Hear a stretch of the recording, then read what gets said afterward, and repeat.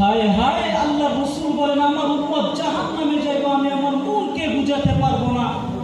তো আল্লাহ পাক সান্ত্বনা দিয়ে বলেন, বন্ধু কসলামতুল কিয়ামাতা কিসমাইন, আমি কিয়ামতকে দুভাগে ভাগ করছি। আনতা তাকুলু উম্মতি, আমি জানি আপনি কিয়ামতের দিন উম্মতি বলে চিৎকার দিবেন, চিৎকার।